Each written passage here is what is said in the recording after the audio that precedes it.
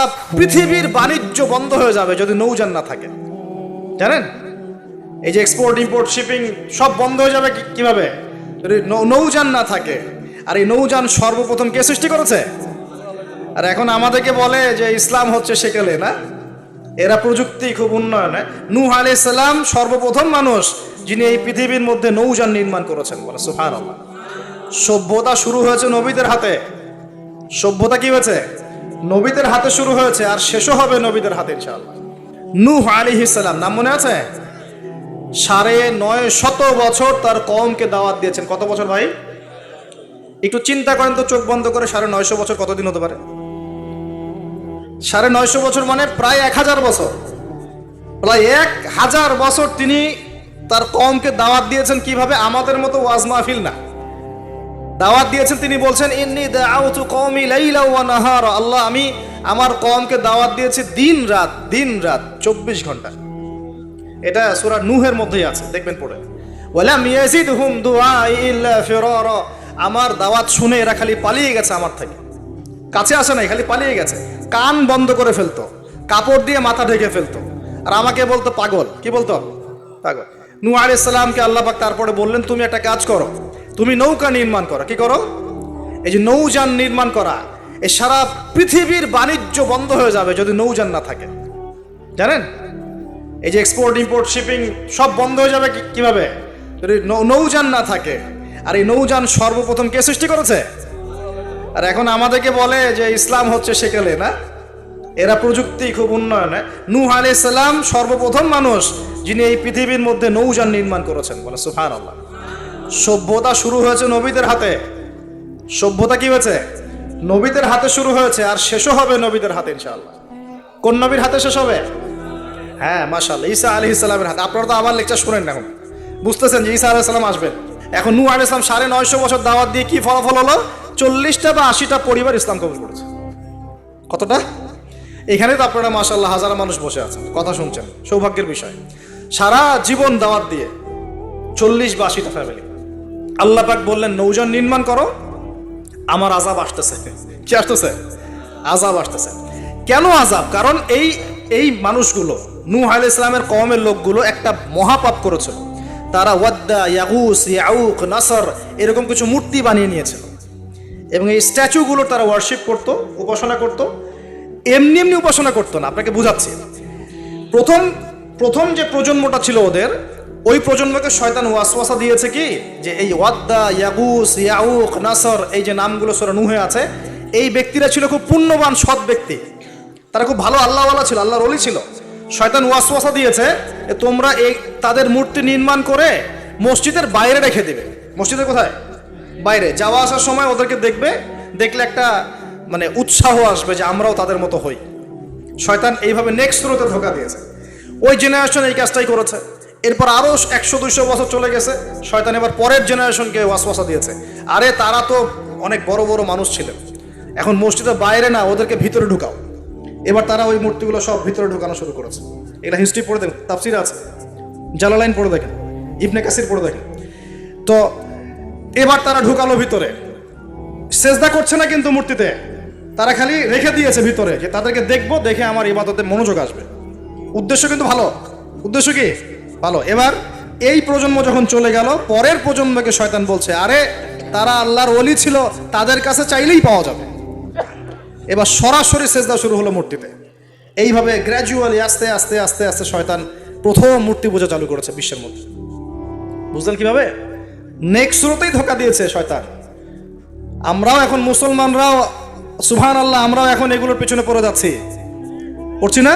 সবার ঘরে ঘরে ছবি, মূর্তি এখন, সুবহানাল্লাহ। আর এই যে আমাদের সেলফি সংস্কৃতি, এটাও তো একটা মূর্তির অংশ হয়ে যাচ্ছে। প্রয়োজনীয় ছবি তোলা যায়, অপ্রয়োজনীয় ছবি তোলার কি দরকার আছে? মুসলিমরা কি করবে? আসসালামু আলাইকুম রহমতুল্লাহ, ওয়ালাইকুম আসসালাম রহমতুল্লাহ, মুসাফা করবে, মুসাফা থেকে ফারেক হওয়ার আগেই গুনাহ সব ঝরে পড়ে গেছে। এইটা সুন্নত। ভাই তাকান, দুই তাকান, ভাই হুজুর তাকান, কি দরকার আছে এগুলার? প্রয়োজন নাই। আর এগুলো আমাদের পরকালে বাঁচাবে না। পরকালে বাঁচাবে? যে নবীর যত সুন্নত অনুসরণ করবে, সে নবীর তত কাছে থাকবে। তো দেখেন, নূহ আলাইহিস সালামের সবচেয়ে বড় পাপ কি ছিল? ওই কওমের, নূহ আলাইহিস সালামের কওমের সবচেয়ে বড় পাপ কি ছিল? শিরকের পাপ। কিসের পাপ? শিরক আর কুফর। এর ফলে আল্লাহ পাক কি করলেন দেখেন, এরপর আল্লাহ পাক বলছেন তুমি সবগুলোকে একজোড়া করে উঠাও নৌকায়। এখন যত এই যে প্রজাতির গাছপালা দেখছেন, পশু পাখি দেখছেন, সব একজোড়া করে তিনি উঠালেন। কোথায়? তাহলে চিন্তা করেন নৌকাটা কত বড় ছিল, বিশাল। আল্লাহু আকবার। সব একজোড়া করে উঠালেন। এরপর আল্লাহ রাব্বুল আলামিন বলছেন যে ওয়াফারাত নূর, একদম মাটি ফেটে থলথল করে পানি বের হওয়া শুরু হলো, আসমান থেকে প্রবল বৃষ্টি বর্ষণ শুরু হলো। আল্লাহ সূরা হুদের মধ্যে বলছেন যে বৃষ্টির ফলে স্রোতগুলো এত উঁচু ছিল যে পাহাড়ের উপর দিয়ে উঠে যাচ্ছিল স্রোতগুলো, পাহাড়ের উপর দিয়ে পানির স্রোত যাচ্ছে। আর এই সময় নূহ আলাইহিস সালামের এক ছেলে, তার 4 ছেলে ছিল। কয় ছেলে? এক ছেলের নাম হচ্ছে হাম। হামের বংশধর হচ্ছে এই যে আফ্রিকান মানুষরা, কালো চামড়ার মানুষরা হামের বংশধর। এক ছেলের নাম শাম। শামের বংশধর হচ্ছে আরবরা, এই যে আরব পেনিনসুলা যারা থাকে এরা শামের বংশধর। এক ছেলের নাম ইয়াফাস। ইয়াফাস হচ্ছে ইউরোপিয়ান যারা, পশ্চিমারা, এরা ইয়াফাসের বংশধর, রোমানরা। আরেক ছেলের নাম হচ্ছে কেনান। কি নাম? এই কেনান ওই পাহাড়ে উঠে বলছে যে পাহাড় আমাকে বাঁচাবে। কে বাঁচাবে? পাহাড়। আমার দরকার নেই ওঠার, তুমি যাও গা, পাহাড় আমাকে বাঁচাবে। নূহ আলাইহিস সালাম বলছেন যে আল্লাহ আমার ছেলে, আমার আহাল, বাঁচাও তাকে। আল্লাহ পাক বলছেন এরপর বিশাল এক ঢেউ আসলো, বাবা আর ছেলের মাঝখানে আড়াল করে ফেললো, শেষ নাই, সন্তানের সাথে আর দেখা নাই। নূহ আলাইহিস সালাম কান্নাকাটি করে বলছেন আল্লাহ ইন্নাহু মিন আহলি, আমার ছেলে আমার পরিবারের একজন, আল্লাহকে মাফ করে দাও। আল্লাহ পাক ধমক দিয়ে বলছেন লাইসা মিন আহলিক, সে তোমার পরিবারের কেউ না, সে তোমার পরিবারের। আল্লাহর কাছে এইসব বংশ, রক্ত, রং, এসবের কোনো দাম নাই। কিসের দাম আছে? তাকওয়া, ঈমানের দাম আছে। নবীর সন্তান হয়েও যদি ঈমানদার না হয় আল্লাহ পাক জাহান্নামে দিয়ে দিবেন, কোনো কিছু যায় আসে না আল্লাহ পাক।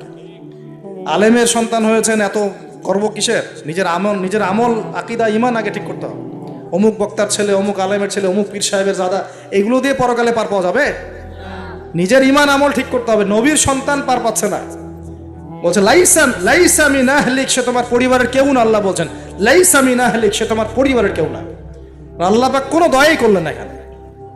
কুফরের মধ্যে ছিল, ঈমান ছিল না, শিরক করেছে আমার সাথে, কিসের দয়া, কিসের খাতির? তো প্রিয় ভাইরা, এখান থেকে শিখলাম কি, যে নূহ আলাইহিস সালামের যুগে আযাব কি কারণে আসছে? শিরকের কারণে। আগে শিখলাম, প্রথমে মনে রাখবেন, 1 নম্বর শিখেছি শয়তানের তাবেদারি করার কারণে শাস্তি এসেছে, পরীক্ষা এসেছে। 1। 2 নম্বর হচ্ছে হিংসা, হিংসা বিদ্বেষের কারণে কি হয়েছে? আল্লাহ পাকের শাস্তি চলে আসছে। 3 নম্বর, এই যে শিরকের পাপের কারণে কি হয়েছে? আল্লাহর শাস্তি, গজব চলে আসে। আরো সামনে যান, আমি একটু শর্টে শেষ করবো ইনশাআল্লাহ। আরো সামনে যান, এবার আসছে আদ জাতি। কি নাম? আদ জাতির লোকেরা অনেক লম্বা চওড়া, এক একজনের দেহের এমন কাঠামো যে পাহাড় কেটে কেটে বাড়ি নির্মাণ করতে পারে। আমরা তো এখন ছোট না সাইজে, এখন এগুলো মানুষের কাছে মনে হয় যে রূপকথা, আসলে রূপকথা না এগুলা। কোরআন বলেছে ওরা এমন শক্তিশালী ছিল, তারা বলতো মান আশাদ্দু মিন্না কুওয়া, কে আছে আমাদের চেয়ে বড় শক্তিশালী। এবার হুদ আলাইহিস সালামকে পাঠানো হলো এদের মধ্যে হেদায়েতের বাণী নিয়ে।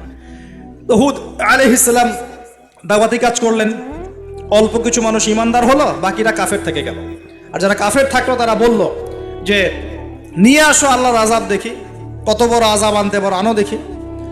আল্লাহ রাব্বুল আলামিন তাদের ব্যাপারে বলেছেন যে ওয়াম্মা আদুন, এবং আদ জাতির ক্ষেত্রে ফাহলাকনা বিরিহিন সরসরিন আতিয়া, প্রচণ্ড ঘূর্ণিঝড় বাতাস দিয়ে ওদেরকে আমি উপরে ফেলে দিলাম। সুবহানাল্লাহ। মাত্র 6 দিন 7 রাত বাতাস প্রবাহিত হয়েছে, ঘূর্ণিঝড় বাতাস, এই ঝড় দিয়ে আল্লাহ পাক আদ জাতিকে উপরে ফেলে দিয়েছে। আল্লাহ বলছেন ওরা বাড়ির সামনে এমন করে পড়েছিল যেন মনে হচ্ছে যে ওই যে গাছের ডাল পড়ে থাকলে যেমন হয় না, খেজুর গাছের ডাল, ওই রকম করে পড়েছিল। বিশাল শক্তিধারী। কি অপরাধ ছিল ওদের? মান আশাদ্দু মিন্না কুওয়া, আমাদের চেয়ে শক্তিশালী আর কে আছে? এই যে অহংকার, এটা কি অহংকার, বিগাইরি হক, অন্যায়ভাবে অহংকার প্রদর্শন করা। আর শিরক কুফর তো ছিলই, ওটা তো ছিলই, পাশাপাশি এক্সট্রা অপরাধ ছিল অহংকার করা। আরেকটা কাজ করতো ওরা অহেতুক বিভিন্ন কনস্ট্রাকশন নির্মাণ করতো, অহেতুক পাহাড় কেটে ওইটা, এইটা কেটে ওইটা, মানে বিভিন্ন সৌধ ভাস্কর্যরা নির্মাণ করা শুরু করতো, অহেতুক কোনো কাজ না, অপচয়। এই অপচয় ছিল ওদের একটা পাপ। এই পাপের কারণে আল্লাহ পাক আদ জাতিকে একটা সমূলে উৎপত্তি করে ফেলেছে, শেষ। এরপরে আসলো সামুদ জাতি। ওই জাতিকে আল্লাহ পাক পাঠালেন ওখানে সালেহ আলাইহিস সালাম। সালেহ আলাইহিস সালাম সেখানে গিয়ে দাওয়াত দিলেন। আল্লাহ পাক দোয়া কবুল করে একটা উটনি পাঠিয়েছেন। এই উটনিটা তোমাদের জন্য বরকতময়, ওকে টাচ করবে না। ও থাকলে তোমাদের মধ্যে রিজিক প্রশস্ত হবে, তোমরা ভালো থাকবে। এখন ওখানকার মধ্যে এক নেতা, সে গিয়ে ওই উট খেয়ে ফেলছে। কথা বুঝতে পারছেন? আর এমনি তো অহংকার করতোই, শারীরিক শক্তি বেশি ছিল। তারা বলতো, এরাও বলতো মান আসাদ্দু মিন্না কুওয়া, আমাদের চেয়ে শক্তিশালী আর কে আছে। হ্যাঁ, আরেকটা কাজ তারা করতো, ওয়াইদা বাতাসতুম জাব্বারিন, তারা মানুষকে খুব নির্মমভাবে প্রহার করত। কি করতো? যে মারামারি করে না এখন মানুষ, নির্মমভাবে মানুষকে মারে না, হকি স্টিক দিয়ে এইখানে সেইখানে, কোনো কোনো ক্ষেত্রে একটা রিমান্ডে কি মাইটটা মারা হয় না। এই যে মানুষকে মারা আল্লাহ পাক খুব অপছন্দ করেন। বিনা বিচারে মানুষকে মারা আল্লাহ পাক কঠিন অপছন্দ করেন। ওই আদ জাতি আর সামুদ জাতি মানুষকে নির্মমভাবে পিটাইত। ওয়াইদা বাতাসতুম, আল্লাহ সূরা আপনার শুআরার মধ্যে বলছেন, ওয়াইদা বাতাসতুম, তোমরা যখন কাউকে পিটাও, বাতাসতুম জাব্বারিন, কঠিন পিটাও, তোমরা কঠিন মায়ের মারো একদম। আল্লাহ পাক খুব অপছন্দ করেন আদম সন্তানকে হাত তোলা। আর আমরা তো কিছু হলেই গালে থাপ্পড় মারি না, এটা করি না? এই হাদিসটাও মনে রাখবেন, মানুষের গালে মারা নিষেধ আছে, জানতেন? মানুষের চেহারার মধ্যে মারা নিষেধ আছে। এই গালে চর মারা, গালে নাকে ঘুষি মারা, এই জিনিসগুলো নিষেধ আছে। কারণ এই চেহারাটা আল্লাহ রাব্বুল আলামিন, মানে আদম সন্তানের এই স্ট্রাকচারটা আল্লাহ রাব্বুল আলামিন সূরা সদের মধ্যে বলেছেন, খলাকতু বিয়াদাই, আমি নিজ হাতে সৃষ্টি করেছি। সুবহানাল্লাহ। আর সেই মানুষকে তোমরা এমন নির্মমভাবে কেন মারো? সারা বিশ্বের দিকে তাকায় দেখেন, এখন প্রত্যেকটা জায়গায় রক্ত ঝরছে কাদের? মুসলিমদের। কাদের? মুসলিমদের। আল্লাহ পাক আমাদেরকে বোঝার তৌফিক দান করুন। আর আল্লাহ পাক কোরআনে কি বলছেন? যদি কোনো মানুষ একজন মানুষের জীবন বাঁচায়, সে যেন পুরো মানব জাতিকে বাঁচালো। এত পছন্দ আল্লাহর কাছে জীবন বাঁচানো। আর কেউ যদি কোনো মানুষকে অন্যায়ভাবে হত্যা করে, সে যেন পুরো মানব জাতিকে হত্যা করে। আল্লাহ আমাদেরকে হেফাজত করুন। এখন খুন খুব সহজ হয়ে গেছে, মারামারি খুব সহজ হয়ে গেছে। হ্যাঁ, ভাই ভাইকে হত্যা করতেছে, ছেলে বাবাকে হত্যা করতেছে, বোনের সাথে ভাইয়ের দ্বন্দ্ব, ভাই বোন মারামারি, প্রতিবেশী, মেয়ে নিয়ে, সম্পত্তি নিয়ে, মাদক নিয়ে, কিশোর গ্যাং নিয়ে, কত কি হচ্ছে এখন। মানুষের জীবন সস্তা হয়ে যাচ্ছে না এখন? আল্লাহ পাক এগুলো কিয়ামতের আলামত। নবী সাল্লাল্লাহু আলাইহি ওয়াসাল্লাম বলেছেন, ওয়াল হারাজ, কিয়ামতের আগে আগে হারাজ বাড়বে। হারাজ, সাহাবীরা বলছেন, মাল হারাজ, হারাজ কি ইয়া রাসূলুল্লাহ? তিনি বলছেন, আল কাতল, গণহত্যা বাড়বে, গণহত্যা। কিয়ামতের আগে আগে খালি গণহত্যা বাড়বে। দেখছেন না এখন? সারা বিশ্বের দিকে তাকায় দেখেন। যাই হোক, এই আদ এবং সামুদ জাতিকে আল্লাহ পাক ধ্বংস করলেন। এখন সামুদ জাতিকে ধ্বংস করলেন কেন? অহংকারের কারণে, কুফর শিরকের কারণে এবং মানুষকে পিটানোর কারণে। আল্লাহ বলছেন ওদেরকে ধ্বংস করেছি কি দিয়ে? সয়হাতান ওয়াহিদা। এটা ভালো করে মনে রাখবেন, সয়হাতান ওয়াহিদা মানে একটা শব্দ দিয়ে, প্রচন্ড দ্রুম একটা শব্দ, খালি এই এক শব্দে সবার কানের পর্দা ফেটে ফুটে জান বের হয়ে গেছে। আল্লাহু আকবার। এক শব্দে মানে ওদেরকে আলটিমেটাম দেওয়া হয়েছিল, তোমরা কি ফিরে আসবে? ওরা বলছে যে কি শাস্তি আসো নিয়ে আসো। তখন আল্লাহ পাক বলছেন 3 দিন সময় দিচ্ছি, 3 দিন যা করার করে নাও। এই 3 দিন যে আল্লাহ সময় দিয়েছেন, এই 3 দিনে ওরা তওবা করে ফিরে আসে নাই, বরং এই 3 দিন ভোগ বিলাস করেছে, একদম পশু জবাই করেছে, খেয়েছে, মেয়েদেরকে নাচিয়েছে, মদ পান করেছে। 3 দিন ভোগ বিলাস ফুর্তি করেছে। মানে দুহাতে যা পাও হাত পেতে নাও, এরকম চিন্তা। যা আছে এখন লুটে খাও, পরেরটা পরে দেখা যাবে। এই চেতনা আমাদের মধ্যে আছে না? অনেকের মধ্যে। যা আছে এখন ভোগ করে নাও, কালকে যা হবে দেখা যাবে। হ্যাঁ, কালকে যা হবে দেখা যাবে, এখন যা আছে নাও, ভোগ করো। এই চিন্তা ছিল ওই 3 দিন সামুদ জাতির। ওরা ভোগ বিলাসে লিপ্ত হলো। হঠাৎ সকালবেলা ত্রুম শব্দ, পুরো বিশ্ব, ওদের পুরো রাষ্ট্রটা কেঁপে উঠলো এবং সবগুলো মারা গেল। একটা শব্দে সব মারা গেল। সূরা কমার পরে দেখেন, সয়হাতান ওয়াহিদা, একটা মাত্র শব্দ দিয়ে আল্লাহ ধ্বংস করেছেন। তার মানে আল্লাহ ধ্বংস করলেন পানি দিয়ে, আল্লাহ ধ্বংস করলেন বাতাস দিয়ে, এবার ধ্বংস করলেন শব্দ দিয়ে, বিদ্যুতের শব্দ দিয়ে। কেন ধ্বংস করলেন? পাপগুলো মনে রাখবেন, অহংকার, কুফর, শিরিক, আর কি হিংসা। তারপরে বললাম এই যে কি, মানুষকে মারা, হ্যাঁ, শয়তানের তাবেদারি, মানুষকে মারা, এগুলো মনে রাখবেন। পাপগুলো মনে রাখতে হবে মাথার মধ্যে, কোন কোন পাপ, এবং এগুলো থেকে বাঁচতে হবে আমাদেরকে ইনশাআল্লাহ। আর একটু সামনে যাই, বিরক্ত হচ্ছেন নাকি? আচ্ছা, আলোচনা একটু লম্বা হলো, সমস্যা আছে? আচ্ছা, এখন সামনে আসি। এরপরে আসছে একটা বিশেষ জাতি, তার নাম লুত। কি নাম? নাম শুনছেন আগে? আচ্ছা, এই কম আবার আজীব ও কম, আজীব মানে এ কম এমন কম, এরকম কম পৃথিবীতে জীবনে ছিলও না, আসেও নাই। সূরা আনকাবুতে আল্লাহ পাক বলছেন ওয়ালুতন, লূত আলাইহিস সালামের কথা, ইয ক্বালা লিকওমিহি, যখন সে তার কওমকে বলল, হ্যাঁ, ইন্নাকুম লাতাতুনাল ফাহিশাতা মা সাবাকাকুম বিহা আহাদাম মিনাল আলামিন, হে আমার কওম, তোমরা কি এমন পাপ করতে যাচ্ছ যে পাপ এই মহাবিশ্বের জীবনেও কেউ কখনো করে নাই। ইন্নাকুম লাতাতুনার রিজাল, তোমরা কি পুরুষের কাছে যাচ্ছ যৌন তৃপ্তি নেওয়ার জন্য।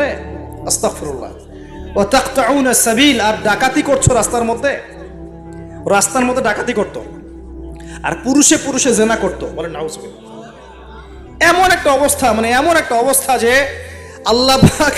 আল্লাহ পাক ওদেরকে শাস্তি দেওয়ার জন্য দুজন ফেরেশতাকে পাঠিয়েছেন। একজনের নাম জিবরাইল আলাইহিস সালাম, একজন হচ্ছে মিকাইল আলাইহিস সালাম। এখন তারা এসেছেন লূত আলাইহিস সালামের বাসায় কিসের রূপ ধরে? সুন্দর বালকের রূপ ধরে। ছোট ছোট বালক দেখতে সুন্দর লাগে না? ছোট ছোট কচি কাঁচা বালক দেখতে সুন্দর লাগে না? তো এই রূপ ধরে দুজন ফেরেশতা আসছেন, উদ্দেশ্য এদেরকে শাস্তি দিবে। এখন এরা কি করছে জানেন? এরা লূত আলাইহিস সালামের বাসায় গেছে। বাসায় গিয়ে বলছে তোমার ওই যে মেহমান ওদেরকে নিতে আসছে। এবার লূত আলাইহিস সালাম বলছেন যে হা উলাই বানাতি ইন কুনতুম ফাইলিন, আরে তোমরা যদি চাও আমার মেয়েদের মধ্যে আমার মেয়েদেরকে বিয়ে করে নাও, পারলে তোমরা আমার মেয়েদেরকে প্রয়োজনে বিয়ে করে নাও, আমার মেহমানদের সামনে আমাকে অপমানিত করো না। আলাইসা মিনকুম রাজুলুন রশিদ, তোমাদের মধ্যে কি একজন ভালো মানুষও বাকি নাই? এখন এদেরকেও তোমরা চাচ্ছ যৌনতা নিবারণ করার জন্য? আলাইসা মিনকুম রাজুলুন রশিদ, তোমাদের মধ্যে কি একটা ভালো মানুষও বাকি নাই? তখন এরা বলছে, লূত আলাইহিস সালাম কওম বলছে যে তুমি তো খুব ভালো করেই জানো, ওয়াইন্নাকা লাতা'লামু মা নুরিদ, তুমি তো খুব ভালো করেই জানো যে আমরা আসলে কি চাচ্ছি, তোমার মেয়েদের ব্যাপারে আমাদের কোনো আগ্রহ নাই।